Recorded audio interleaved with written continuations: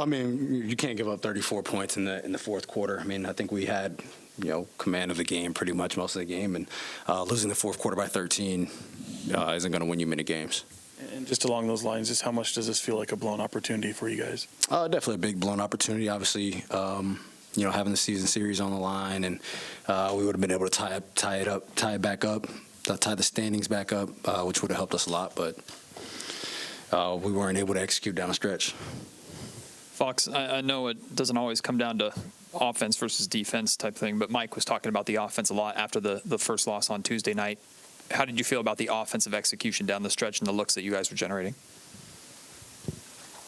I mean, I think we got some decent ones. I don't think they were great, and I don't think they were, terrible. But, I mean, I think defensively we were better each quarter outside of the fourth. So I think kind of that's where the game was lost. But like I said, we have to be better executing down the stretch and, making the shots that we got.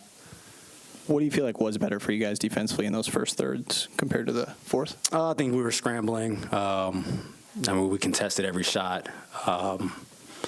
Obviously, at the end of the game, rotating to Dante and trying not to leave Kyrie or Luka, or PJ the way that he's been shooting. Like, you have to give up something, and we were trying to. We didn't want to disrespect him, but we wanted to get to a closeout, but we didn't want a swing easier shot, and he made a big shot.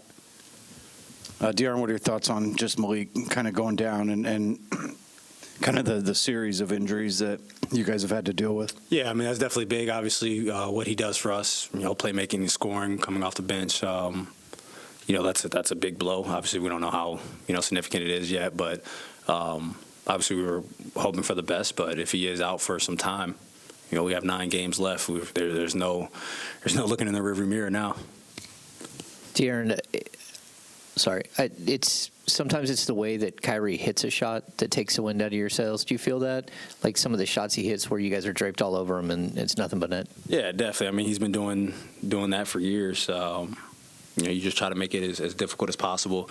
Even when he's getting downhill, the types of shots that he's able to make over 2 or 3 guys contesting, it's something that you kind of become accustomed to, and you try to guard him without fouling, and he's still making those shots. So, I mean, he's always been a super efficient player, and that's something that you want to strive to do.